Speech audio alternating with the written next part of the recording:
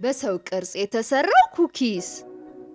በአንድ ወቅት ምቹ በሆነች ትንሽ ጎጆ ውስጥ ኩኪስ በመስራት የሚታወቁ አንዲት በእድሜ የገፉ ሴትዮ ነበሩ። አንድ ቀን ትንሽ የሰው ቅርጽ ያለው ኩኪስ ለመስራት ወሰኑና ሰሩ። ሰርተው ሲጨርሱም የምግብ ማብሰያ ውስጥ ጨመሩት። ስትበስል ከሻይ ጋር እበላሃለሁ አሉና ሄዱ። ከደቂቃዎች በኋላ እንደደረሰ ለማየት የምግብ ማብሰያ በሩን ሲከፍቱ ኩኪሱ እየሮጠ ከማብሰያው ውስጥ ወጣ። እናም እኔ ከጣፋጭ የተሰራው ነኝ፣ እርስዎ ሊይዙኝ አይችሉም እያለ እየሮጠ ከቤት ወጣ።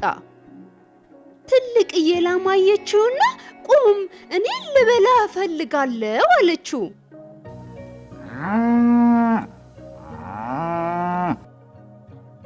ኩኪሱ ግን እየሳቀባት በፍጥነት ሩጫውን ቀጠለና ፈረስ አገኘው። አንተ ጣፋጭ ኩኪስ ቁም፣ አንተን መግበጥ እፈልጋለሁ አለው። እምቢ፣ ከአሮጊቷ ሴትዮና ከላሟ አመለጥኩ። አሁን ደግሞ አንተ መጣህብኝ፣ ግን አንተንም አመልጥሃለሁ አለና በፍጥነት ሮጦ አመለጠ። ቀጠለና ሳማ አገኘው።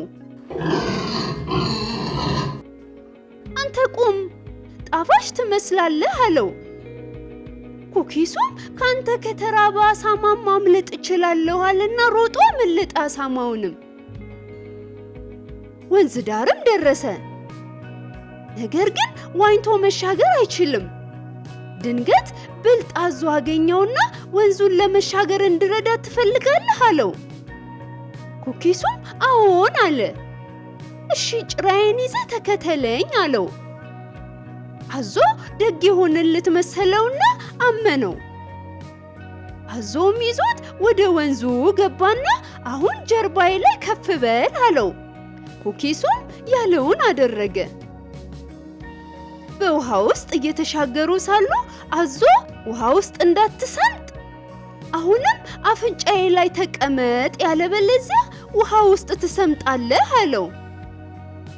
ልክ አፍንጫው ላይ ሲወጣ ወደ ላይ ወረወረውና በአንድ ጉርሻ በላው ይባላል። ተረቴን መልሶ አፌን በዳቦ አብሱ። ለዛሬ እዚህ ላይ ያበቃው ልጆችዬ። በሌላ ተረት እስከምንገናኝ ደህና ሁኑ ልጆች፣ ደህና ሁኑ።